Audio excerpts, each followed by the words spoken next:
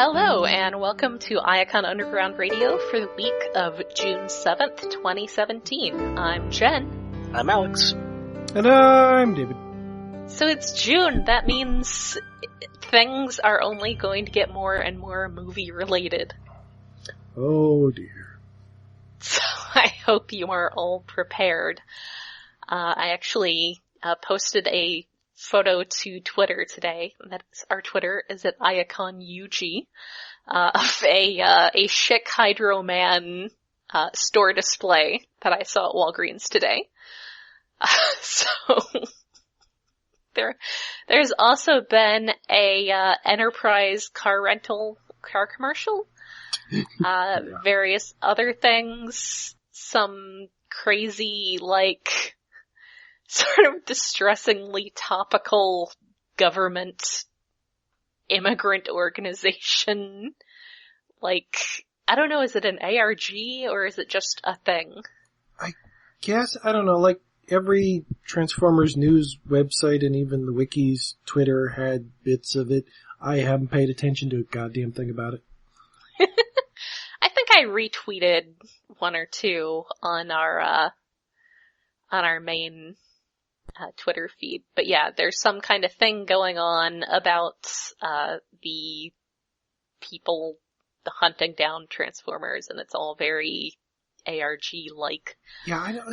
I never quite understood ARGs. I think the only one I paid any attention to was the one for the first movie, and I didn't care halfway through. We're getting more and more toy stuff. Apparently our good buddy Cogman is going to be a Titan Master. Yay. Whether that's what they actually call him or not. And that's kind of cool that they've got something like that that's going from the main line. I love that Brian Goldner, Hasbro CEO, was quoted as saying, "He's a headmaster if you know what that is." I think it was, if you know what that kind of thing is. You mean he runs a school, like a boarding school in England, or? Well, he has an English accent and is weird. He's like a ninja butler thing. He's odd, but apparently his head comes off and it becomes a little dude. Oh yeah, I forget, was he voiced by some guy who was a butler in Downton Abbey or something? I think so. Oh my god, that's ridiculous. So maybe he does. I've been told that people who grew up in the UK reading the UK comics found the term headmaster for these kind of amusing because, that's kind of their term for a school principal.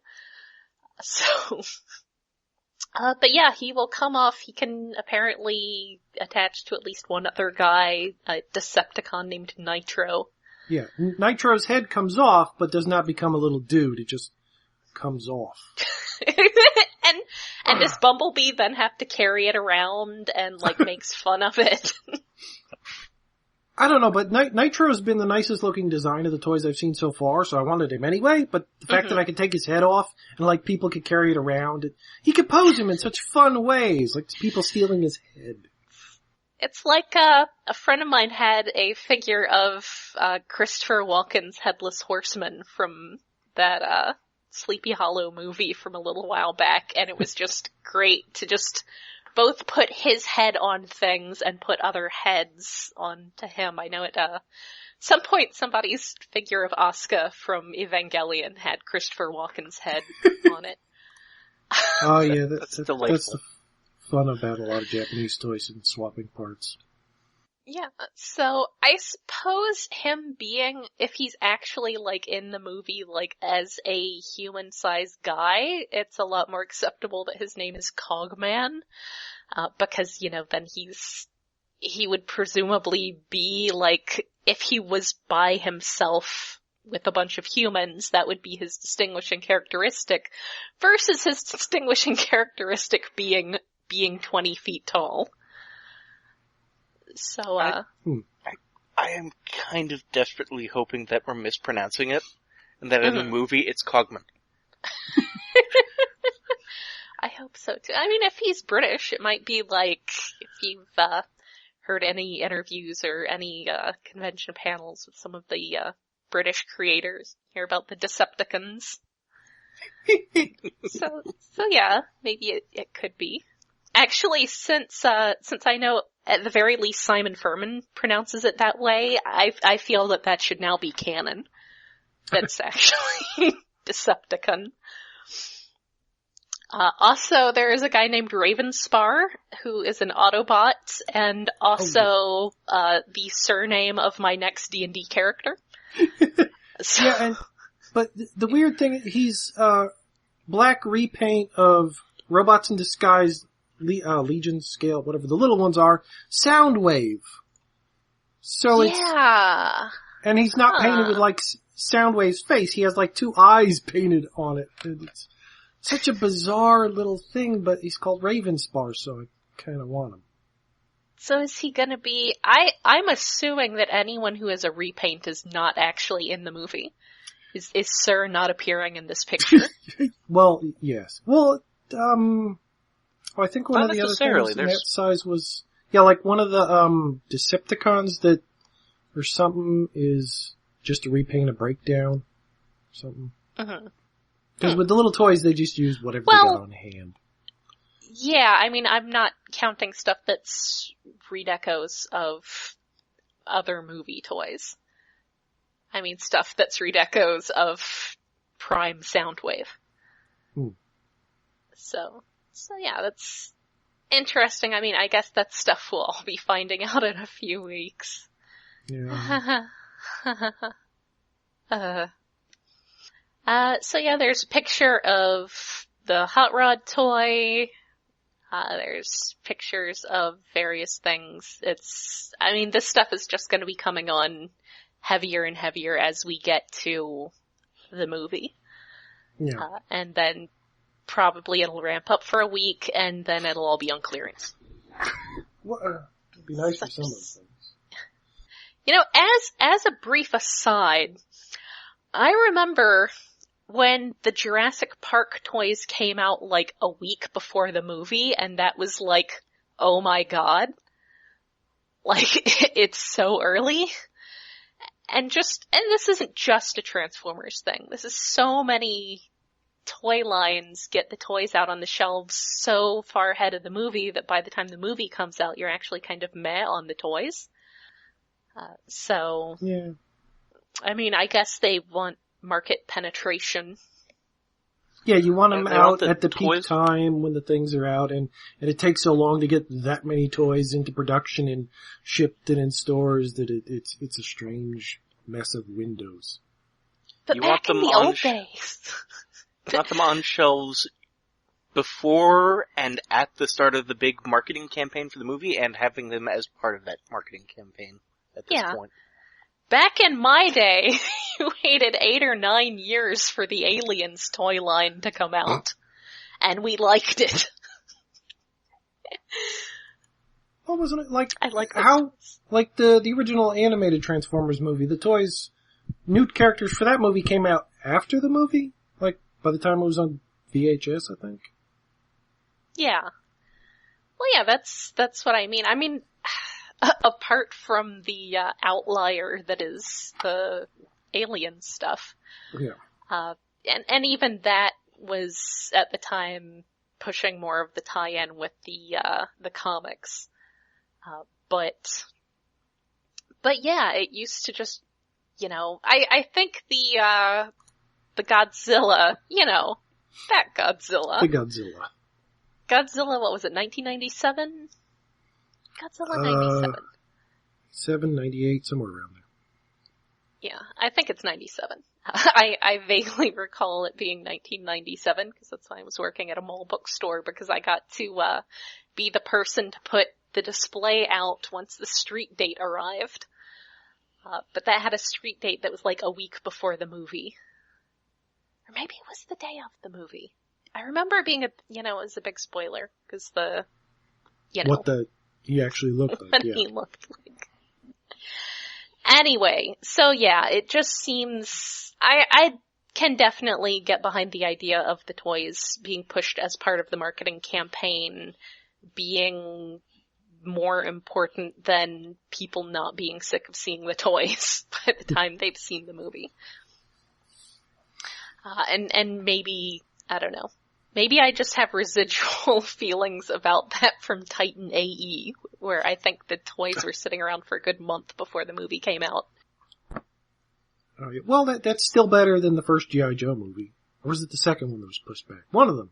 It was the second one that had the completely screwy reset thing on the merchandising. Yes, and the toys came out like months early because the toys had already shipped, and then they stopped shipping them, and who even knows?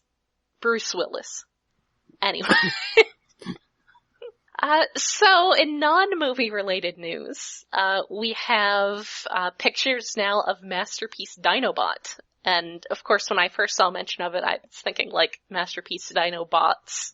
And I was like, eh. But then I realized they meant Masterpiece Dinobot, and I was a lot more interested. Because I am less sick of seeing people's fancy takes on Beast Wars Dinobot. It looks pretty good. I mean, what we've seen of it so far, he's definitely, to be fair, he and Cheetor are both probably the worst when it comes to, how much their show model differed from being something that could transform in real life. Yeah. Or at least for the major recurring characters. It's just, Dinobot's just such a strange mess, and the fact that the toy looks like it's kinda gonna look like his Velociraptor and his robot mode, which really don't look like each other. Yeah. I mean, okay, also Black Arachnia, she was like the pinnacle. Yeah, cause she's kinda made up, but. Yeah. Dinobot, yeah, then it looks could do Black Arachnia, but. I mean, I'm looking at the 3D renders, and on the one hand it looks close, on the other hand, I'm sure once I actually have one in person, it's just going to be his robot mold unfolding from inside the torso of his beast mode, and then the beast mode just having the flip out head. Yeah, that kinda, it's... The beast mode, it's so many panels. But you really don't need to display him in beast mode anyway, so yay, big Dinobot robot. Also, he has his rotate blade. That is also that is very great. important. Well, you'll need two if you want to recreate that one episode, though. Oh, man. Oh, man. So yeah, that's actually looking pretty good. I mean, I guess if they did a Black Arachnia, it would just transform kind of like Transmetal 2 Black Arachnia did. So, that was a good toy. It was. I like that toy. I mean, it's a little poorly balanced, but, I mean, to be fair, she kind of is kind of poorly balanced. Poor woman. She couldn't help it. Stupid tarantulas. Anyway. I'm curious how he's gonna wind up scale-wise. Yeah, 'cause he was always a bit taller than everyone else. Except, I guess, was he taller than Primal? Yeah, he was, hair taller than Primal. I'm not sure if it was like wishful thinking or if somebody actually did say he's supposed to be taller than Primal, the Masterpiece one. Ooh. He should be. Really, if they can get the height difference dead on, then that will be so much even better. Depending on the blocking of a given scene, he can be a lot taller than Primal. Yeah. Yes. Depending on how much they want him to look really big. 'Cause, you know, he's that kind of guy. So, we also now have pictures of an upcoming Titans Return Windblade, who I believe we've heard about previously. Yeah, we've seen renders before. I don't know if we've seen actual toy pictures. It's out somewhere, I guess. Mm-hmm. Oh, okay. I think so. Yeah, those toys do look, like they're clearly on somebody's desk, but you know, the desk of somebody who bought her and not the desk of somebody who, like, works at the factory. The face looks really good. Her proportions are a little weird. Our portions, the head proportions might be more weird than some of the other Titan Masters, cause it actually has her whole fan in there, so she might have a teeny itty bitty face that if you stick it on anybody else is gonna look really weird. Yeah. Yeah. I mean, I still kind of wish, and, you know, I probably still could at some point, I had gotten the Takara original one, because that had the very accurate, face deco. But this one, I mean, this one's got a very good face deco. It's better than the Robots in Disguise one. Yeah, which barely has any paint. Yeah. Poor lady. She needed more paint apps. Alas. I know, the proportions on the toy actually kind of look more like IDW Elita 1. Yeah, I could see that because Elita 1 is very kind of brawny. Yeah. And that is not to say like brawn, but but actually brawny. Yeah, well, Braun usually does have a prominent chest, so. That's true. Or, oh no, I'm thinking of Maybe Brawl. we can get a redeco of that at some point. Speaking of redecos, so Primitive Skateboarding, who we've talked about having some Transformers tie-in stuff, is apparently getting an Optimus Prime. Yeah, they were the ones that had the weird skateboard that had a camera head on one of them, and it was some weird guy, I can't remember his name. Camera bot, Cogman. But yes, it's, the Apex and Power Master Optimus Prime in black, because, ooh, that never happens. And apparently his little Titan Master dude is named Shredicus Maximus. Which is, it's such a wonderful, crazy little name. It's great. It would be better if he was colored more like the Linkin Park Soundwave. Oh, no. Well, if it's just the head, that would work. Not the whole thing. Man, Linkin Park. I wonder if those have started disintegrating yet. Those wounds definitely will not heal.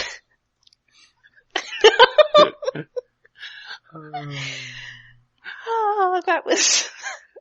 I mean, I've heard that they've gotten better with the gold plastic, but that's the sort of thing that literally only time will tell. So, we'll find out how well that particular collectible fares in another 10 years or so.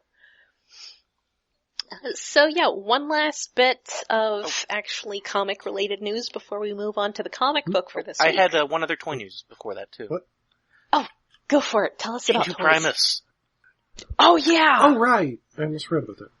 He's pretty. He's very, very pretty. Gorgeous.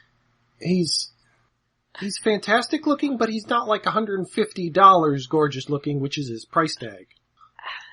Man, I think it would depend on, like, what my budget was like, because if $150 was not that huge a chunk out of my budget, I would totally buy him for that, because, you know, he looks amazing.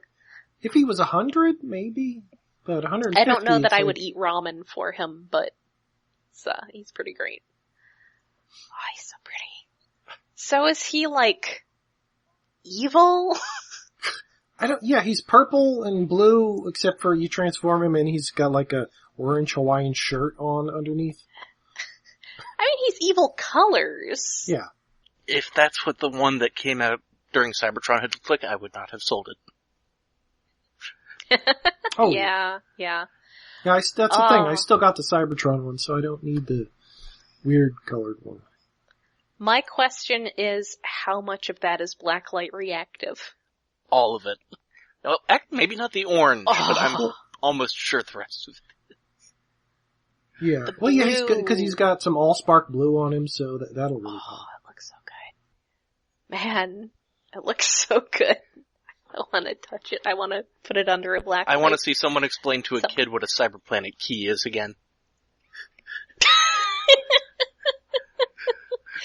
Yeah, that's kind of the weak point of the whole, you know, very specific,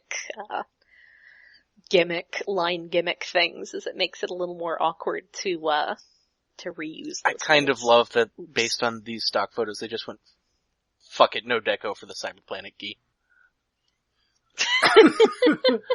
Well, it doesn't really. Are we gonna include this? I guess it's part of the mold. Yeah, comic news. And this was very sad coming on the heels, actually pretty much a week ago, coming on the heels of last week's excellent Till All Are One issue, but it is now canceled. Well. I've actually listened to some other podcasts this week that, were recording when this news hit. Yeah, we were done after. And, yeah, that's why I keep the Twitters closed when we're podcasting. So Till All Are One is going to end at issue 12. It's going to get a annual, and that's it. No. More. It's especially knowing since it's way more fun than Prime is right now. Yeah. Optimus Prime is. Yeah. I guess the sales were, as she put it, had a normal attrition rate. But yeah, they suggested maybe doing some stuff with the plot, moving things around a bit, and she's like, I'll go write some things that aren't Transformers for a change.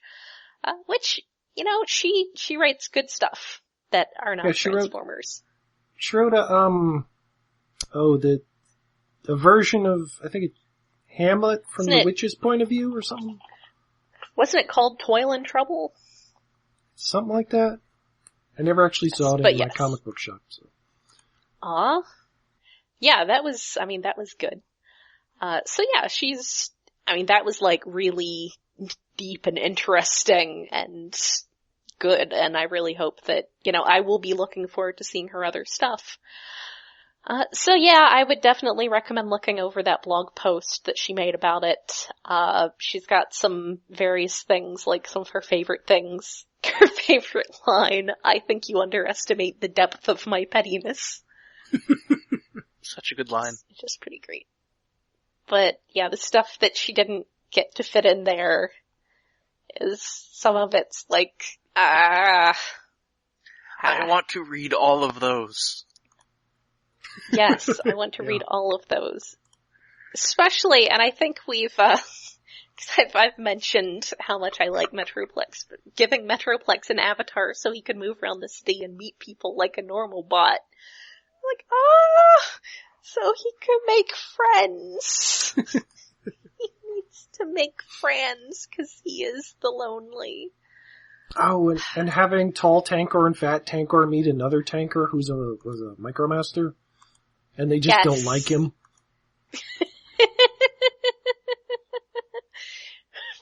for no really good reason. Yeah, that's pretty cute.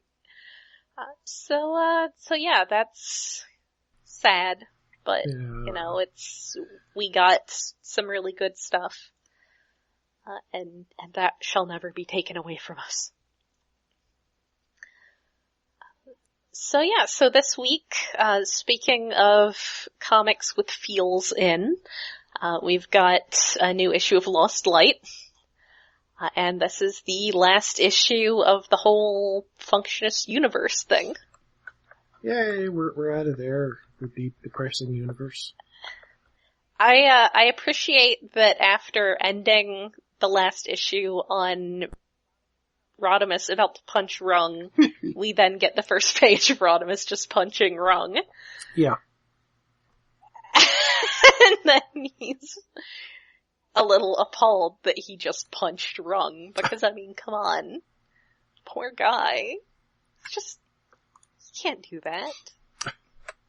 He's so small. In any course of action where you try to inflict physical violence on Rung, you're probably doing something wrong. You are in the wrong. Though, Functionist Universe Rung is pretty hardcore. Yeah? Holy crap. So there's a lot of action stuff happens with Megatron and Terminus and explosions. Also, we see more of Kaput, and I like Kaput. I like his name, given that he's a medic. I kind of wish he had little sound effects when he was rolling across the field of blue flowers. Little putt, putt, putt, putt. Yeah, there's some... I think it's the one issue of the early G1 Marvel stuff that was written by Len Kaminsky that's all just the story about Bumblebee. And there's like a panel where he's driving along and it's just putt, putt, putt, putt. Like, poor Bumblebee. So yeah, they do basically what I said I pointed out they had the capacity to do, which was go look for Lug's little monument thing. So yeah, all the stuff going on with, the snowflake and the spark flowers and all looks like they have managed to make a new Lug, or, remake Lug, presumably.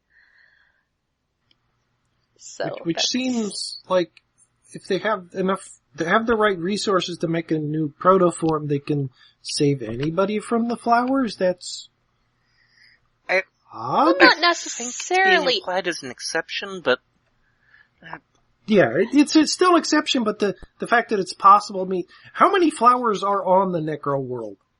Billions. so Yeah. this can't possibly be the only one. But Yeah, there's I guess more. it's also that the actual stuff is rare. But if they're leaving the Functionist universe, which is where the Necro world is stuck now, they won't have access to it. But I don't know. This issue felt like a lot of James Roberts eating his cake while having his cake. Yeah. So much cake. Yeah, I admit I was kind of, and I've mentioned before, like with, Chrome Dome and Rewind, it's kind of nice when everything isn't just good and happy all the time. So it's entirely possible that there will be consequences. But as of this point, it does seem like it's a happy ending. Which is serving a tidy happy ending and not pain. I need more pain. I need more misery. A lot of the incidents on the Functionist universe, Cybertron, it's a series of funny, horrible events conspiring to get to the end of the issue. Yeah, that seems like realistic politics these days. Well, kind of, but there's incidents where Rodimus is saying one thing and then shit explodes. It's like things are playing off each other because the writer wants it that way. Although, well, it's kind of like the universes of creating it that way, but it's the writer nudging everything to the way he wanted, and it works out. So Rung gets to punch the moon. Yes. Okay. So yeah, like I said, Functionist Universe Rung is hardcore. He gets a full page splash of him growing to giant size and punching the moon with the caption, "Disillusion, Part 6, this machine kills fascists." Yeah, It's pretty epic. I would put that page on my wall. I would put that page in my locker in high school. Well, if the fonts are on there, I don't think the fonts are actually on the original art, but you could always paste it with a transparent layer to do that. That'd work. See, look, when I was in high school, I liked to Xerox particularly good splash pages. 'Cause I was a huge nerd. But yes, I would put that in my locker. So I'm just scrolling through it. Also, I want to know, I mean, Nautica is great and all, but I want to know when we get a toy of Clicker. Never? What do you mean? We should totally get it. It wouldn't even be that outlandish, would it? No. Not really, no. We had a pen that transformed into Optimus Prime, but it was a big blocky pen. Yeah, I mean, it would actually be a pen that actually seems pen-shaped in alternate mode. Yeah. Yeah. Oh, he's the best. He is, and also I love Yes. Rodimus not understanding what quid pro quo means. Yes, and he uses it a couple times. Like, that's not what that means. I love Rodimus. He's still ridiculous. So yeah, I mean, there's some back and forth about whether Megatron is staying or going. Terminus wants him to stay there. He's like, no, I'm gonna go. But then Events are like, no, you're staying. Well, Events and Terminus taking those events to his advantage. I suppose. I mean, admittedly, we haven't seen much of Terminus to judge his character, but I would say that he doesn't strike me as someone who manipulates things that way.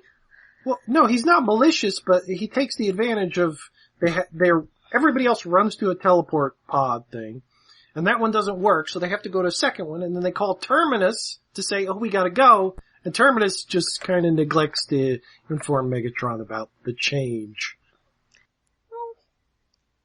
I will have to look closer at it, because he does tell him that they're about to jump, but yeah, he does. Yeah, I missed him not. Yeah, he leaves out the important part, because he doesn't want to lose his Megatron. Oh, yeah. This is what I get for not reading things 3 times over. I should have learned I have to do that with James Roberts. But yes, they do go to the first place, and things just work out the way they should.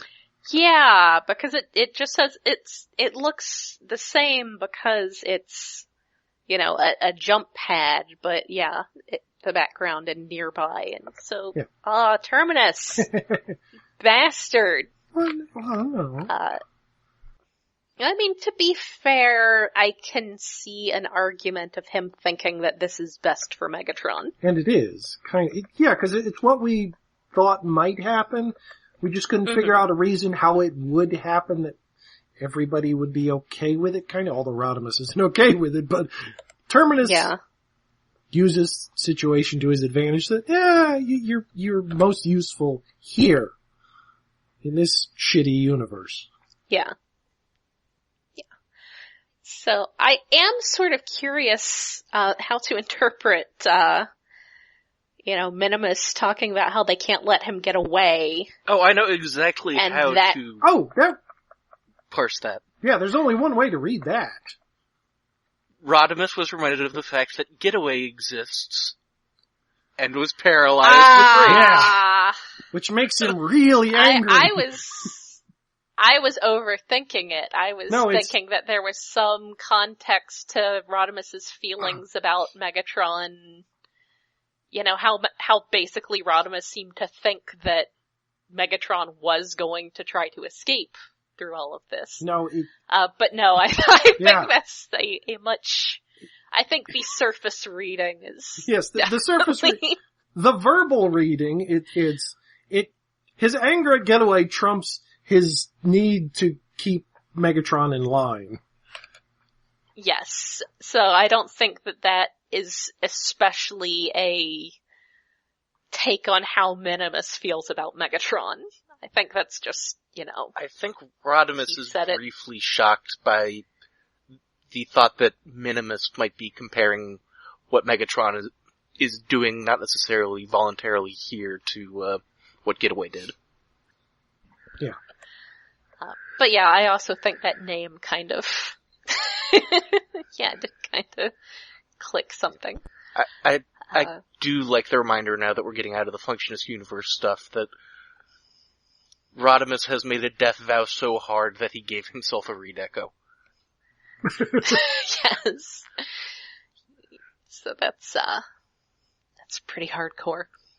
Because, we did see Minimus last issue being, like he understood that Megatron wasn't just wanting to stay to escape punishment, but then again, he's not necessarily going to use that kind of wording around, like, he's not going to tell Rodimus, oh, we have to go rescue Megatron, because he's a sad whoopee.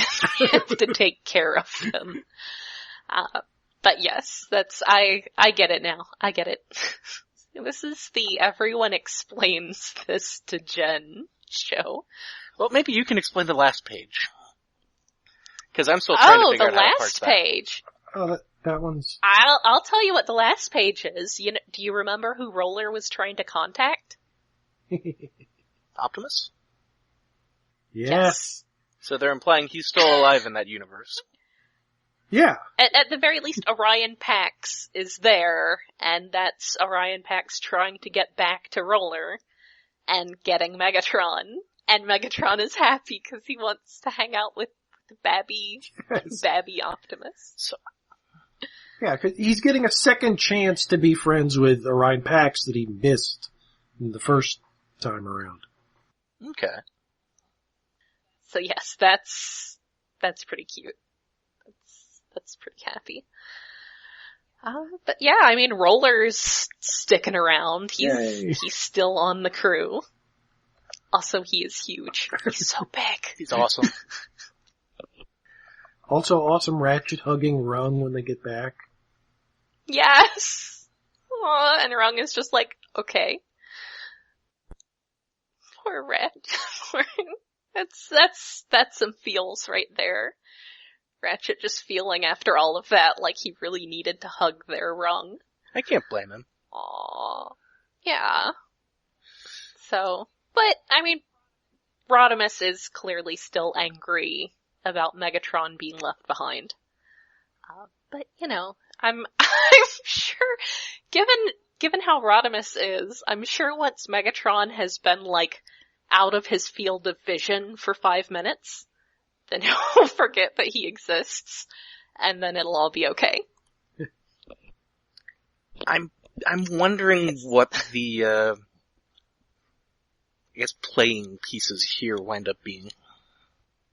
In the main universe or the Functionist one? Yes, I mean, like, as far as story threads that are still loose.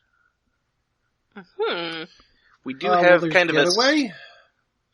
I'm not talking about the stuff that's already going on in the main universe still, but just like, as a result of this story. We have Megatron and a teaser of him continuing to do stuff in the Functionist universe.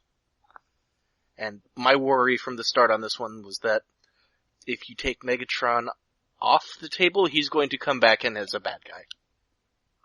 Because they will not be able to resist having a bad guy Megatron again. I feel like at this point he's, this is it for his story here.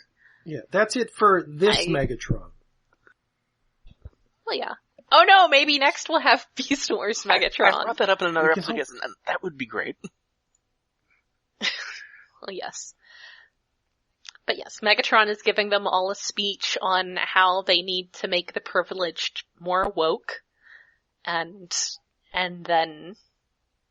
Yay, Energon Jetfire is still there. Yes. He's giving a speech to Energon Jetfire about how they need to explain privilege to the privileged people. It's very relevant. But yeah, I do think this is going to be the last that we've seen of, I want to say 616 Megatron. I definitely don't think we're going to see him for a while. I do think it's not outside the realm of possibility that they get their bacon saved by Megatron dimension hopping as part of something he was doing completely separately. Maybe. I mean, I feel like part of the point is that he's sort of going back to his roots and being more small scale in his rabble rousing. But yeah, maybe we'll see. But yeah, he's gonna hang out with Orion Pax now. Yay! But yes, it's very sad when he's like, they've left without me. Terminus says, they've given you a second chance. Says they'd already done that. I can't deal with the Megatron feels. But yeah, I think I am definitely looking forward to what we're gonna see after this. I know on Twitter earlier there was some Nick Roche art of Nautica in a very alien bar looking setting. Which is for always a few issues from now, I think. So it's, yay, Nick Roche is back, and aliens, yay. Yes, I like Transformers being that, like, part of a bigger weird space thing. And not like in the cartoon where 90% of life in the universe was robots. Yeah. I guess that was mostly the movie. The movie is weird, man. The movie is weird. I was just thinking the other day that it's really unfair to judge the live action movies for being completely incomprehensible, but then hold TFTM on a pedestal. Because it is also completely incomprehensible. Yeah. But it moves a lot faster and is shorter. That's true. That's true. So yeah, it looks like everything's happy for some people. We've got, I have to say that I almost feel like, you were talking about things feeling like they're being pushed towards wrapping up, and I do kind of feel like that with Anode and Lug. That was sort of, hurried along a little bit. But, I guess it's good that people get to be happy sometimes. Jeez. Oh, no. I just want to find out if Nickel gets to be happy. That's a loose plot thread. Oh yeah, there's a plot line that I'd like to see. The Deathsaurus and Nickel stuff. Oh, we need more Deathsaurus. Yeah, the scavengers can bump He's into the them or best. something. Yeah. So yeah, it's good. You don't get the super dark, messed up stuff that we got in Tell All Our One last week, but it's, it's good. So yeah, that was our comic for this week. So any other overall comments on this? Want more. Yeah. Want more Till All Our One, dang it. Same. I guess Windblade is gonna stay dead. Oh man, I hope not. You can't do that. That's like leaving Megatron off in some alternate universe. Yeah. Can't just do that. I guess we'll find out. I Man, wrong I country. just want to have a bunch of both of those to read more. I want to Yeah. marathon them like Yeah. a Netflix show. I guess that's why people wait for the trade. How long was it? Because it was like, Then you have to wait longer. yeah. There was like 2 series of Windblade before Till All of One, so Mm-hmm. it's like what? How long were those Yeah. Windblade series? One of them was only 4 issues, I think. The other one was Yeah, longer. one was just a straight up mini, and then the other one was an ongoing that got interrupted for a renumbering. I think that one got 8 or 9 And I guess issues? a broadening of scope. Something like that, yeah. And then it got relaunched as Till All Our One. Yeah, so we've had like 24 or so issues. That's pretty good in comic book land. Yeah. These days, anyway. Still want more. So yeah, I want more too, I'll but take this at opportunity least not we- to get into a conversation about the economics of comic book publishing and the increasingly visibly questionable benefits of big relaunch event type things. yeah, and I don't know, I feel like there needs to be more stuff going on with, I feel like there needs to be more accounting for sales in digital, because we don't ever really see that. But I assume that IDW at least knows what their sales in digital are. Ooh. So, but that's sort of a problem with any kind of armchair quarterbacking here, is that there's a whole set of sales data that we just don't have access to. And it's actually pretty significant these days. And the print stuff is where the major risk of overhead comes in. Or Yeah. major risk of being stuck with expenses they can't make up. Yeah. That's where you actually have to print things. And yeah, and also comics like this, especially Till All Are One, I mean, print comic sales favor things that are popular with white dudes. Yeah. I mean, that's why we have Marvel doing the garbage it's doing. Whereas people who traditionally may not feel as comfortable going into brick and mortar comic shops are gonna buy digital, and that's gonna be your women, mostly your women, but any sort of, not mainstream comic people. But I mean, yeah, like I said, IDW knows what their digital sales were like, so we just don't have that information to comment on. Yeah, now we just have to wait to see how long it is before Micronauts gets canceled and various other things that have come out of Revolutionaries that, hey, remember 30 years ago, white guys? Here's some toy comics. But you don't, because you're like 40 and this stuff is for people who are like 45, 50 now. I don't know. Well, no, that's He-Man. Okay. Yeah, that's true. I guess there still is a He-Man Alright, comic. well, is there? I think is that an it's still ongoing? going. I don't remember. I haven't seen it in Weird. my shop in a while, but it was a thing at one point. Had some nice cover art, but aside from that, don't care. Well, it was Wildstorm, so yeah, it had nice cover art. Alright, so that is it for this week.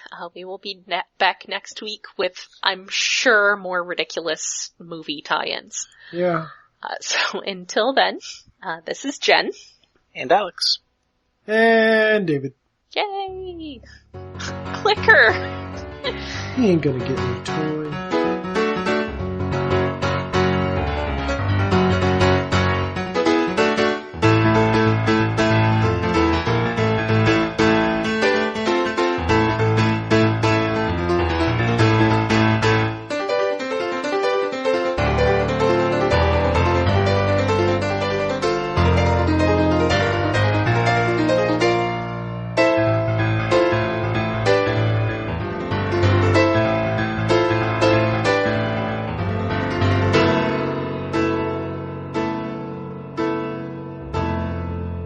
Iacon Underground Radio is hosted by iaconunderground.net. We are listener supported through Patreon, where you can help us cover the cost of running this show and our other podcast, Stasis Pod, at patreon.com/iaconunderground. We are on Twitter at IaconUG, Tumblr at iaconunderground.tumblr.com, and Facebook at facebook.com/IaconUnderground.